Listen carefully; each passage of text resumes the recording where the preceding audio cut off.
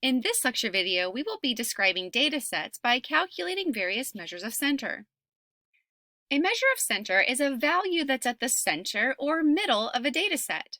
The four measures of center that we will be learning to calculate in this lesson are the mean, median, mode, and mid-range.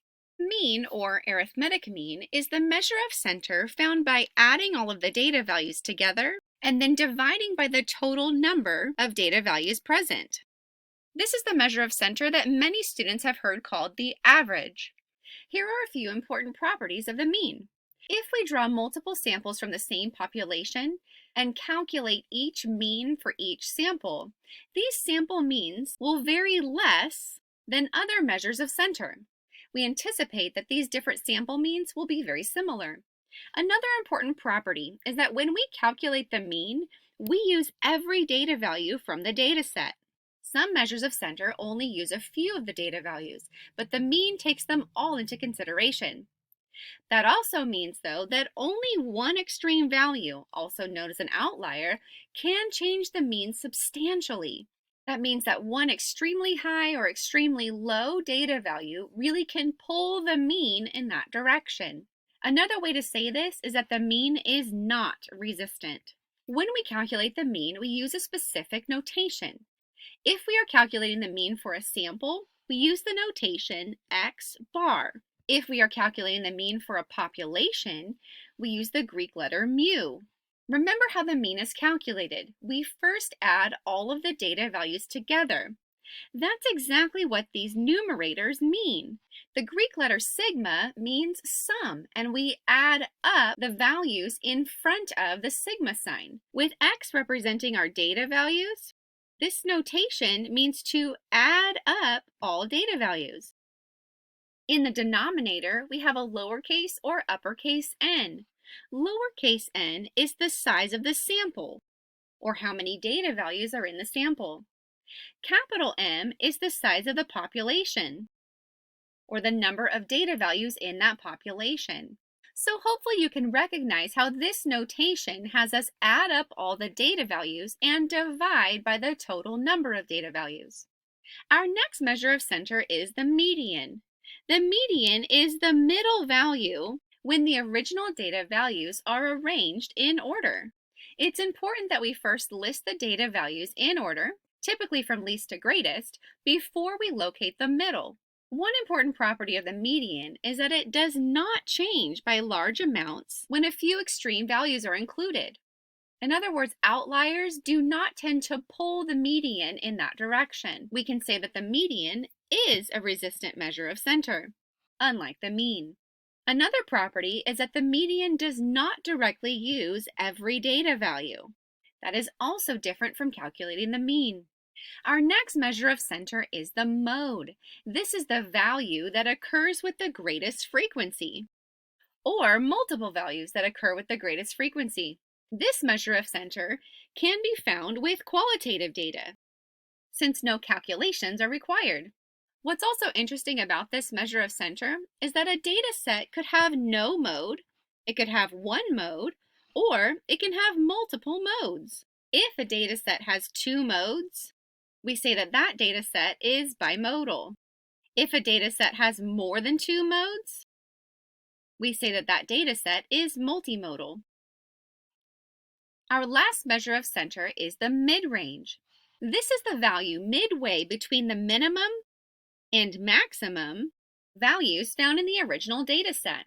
We can calculate the mid-range by taking the minimum data value and the maximum data value, adding them together, and dividing by 2. Consider that the mid-range is calculated by only using the most extreme values in the data set. That necessarily means that the mid-range is very sensitive to extremes. The mid-range is not resistant. When we calculate the mean, median, and mid-range, it's important that we round to the appropriate number of decimal places. We call this the round-off rule. We want to always carry one more decimal place than what's present in the original set of data values. So if the data set is given with no decimal places, we will round to 1 decimal place. If the data set is given with 2 decimal places, we will round to 3 decimal places. Let's try out some examples. For this data set, let's calculate the mean, median, mode, and mid-range, all four measures of center that we just learned about.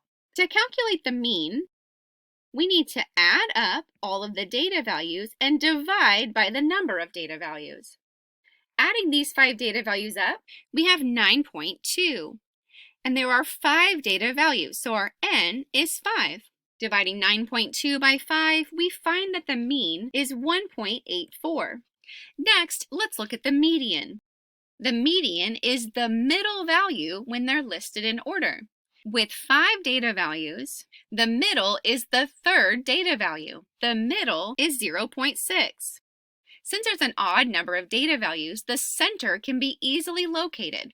If we instead had an even number of data values, the median would be the average of the 2 center data values. We'll see that in another example. Now let's consider the mode. Remember that the mode is the data value that occurs with the greatest frequency.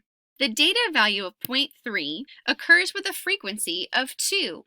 The data value 0.6 occurs with a frequency of 1, and the data value of 4.0 also occurs with a frequency of 2.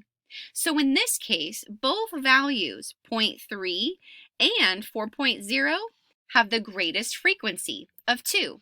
So this data set is bimodal. Finally, let's determine the mid-range. To calculate the mid-range, we take the minimum data value and the maximum, add them together, and divide by 2. The minimum data value is 0.3, and the maximum is 4.0. So we calculate the mid-range by adding 0.3 and 4.0 and dividing by 2. This gives us 4.3 divided by 2, or 2.15. Let's try out another example.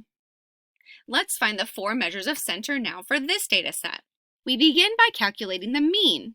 We find that by adding up all the data values and dividing by the number of data values in the set. If we add up all of these data values, we have 4.6. And since there are 8 data values, our n is 8. Dividing 4.6 by 8, we get 0.58. And we rounded 2 decimal places because the original data values are given to 1 decimal place. Now let's consider the median. With the median, it's important that we look at the data values listed in order. Let's list them from least to greatest. Now that they're listed in order, we can find the middle. With 8 data values, the middle lands between 2 of our data values. In other words, we have 2 middles. The median is the center or the average of these 2 values, and we can find that middle by adding them together and dividing by 2.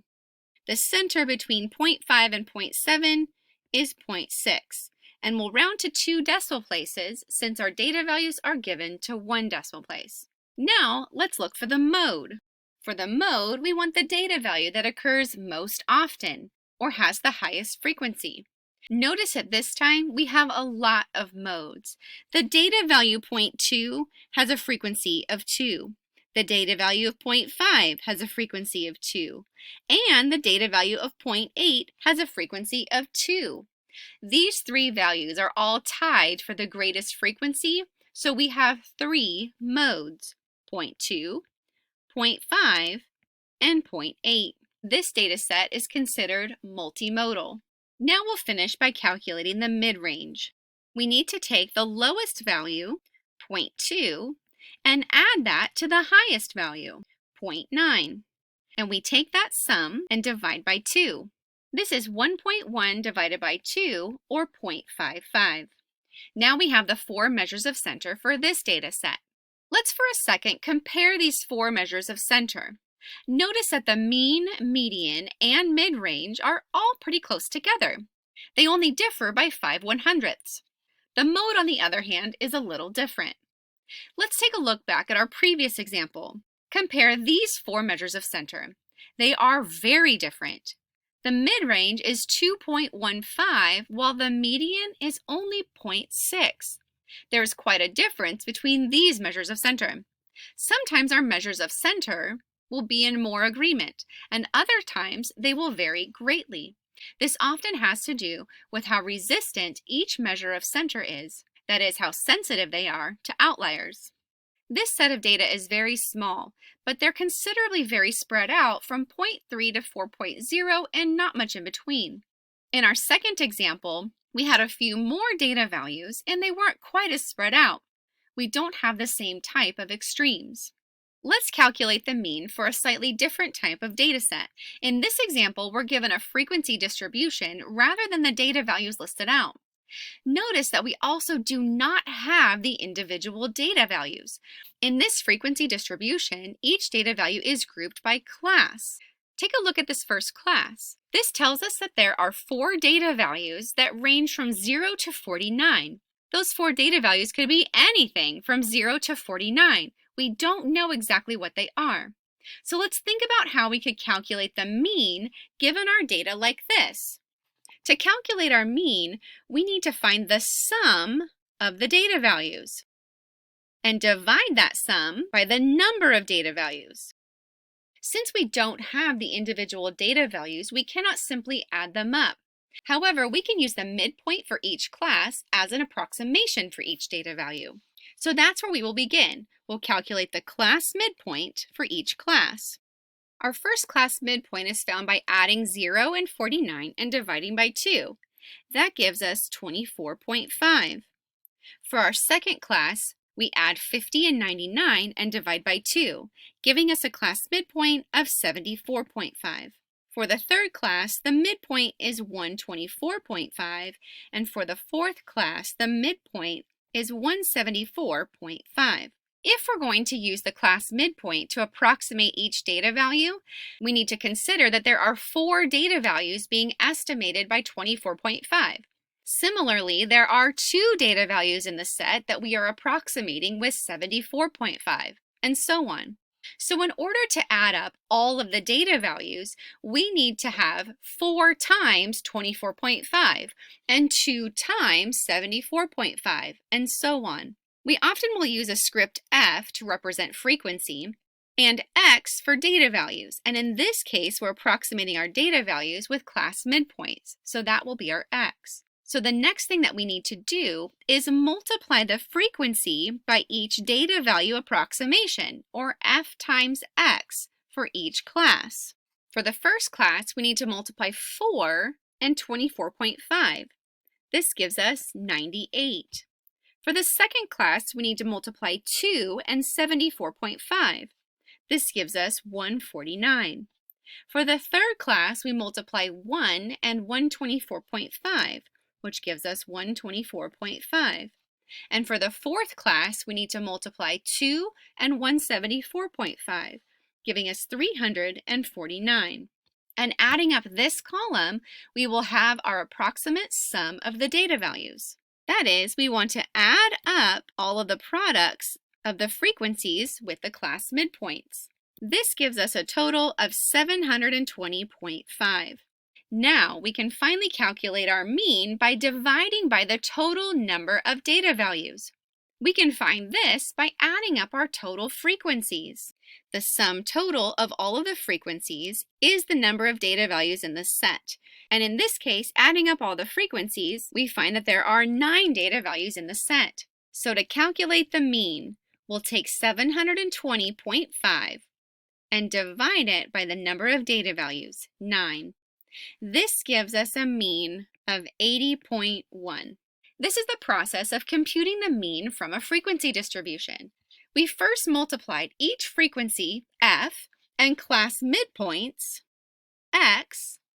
Then we added those products together. We finally divided this sum by the sum of the frequencies.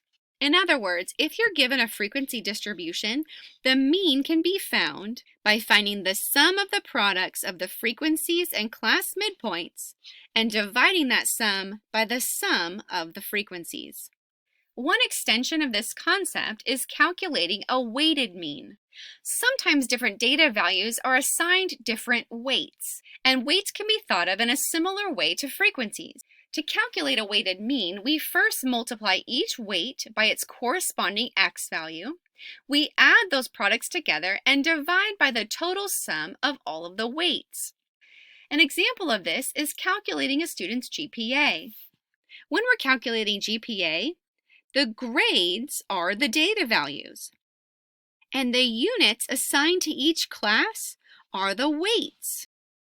So to calculate your GPA, you take your letter grade for each class, turn it into the corresponding number 1 through 4, multiply each of the grades by the corresponding unit load for each class, and after you add all of those together, you divide by your total unit load.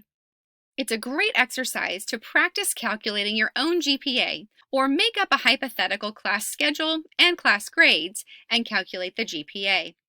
That concludes this lecture video where we explored 4 different measures of center.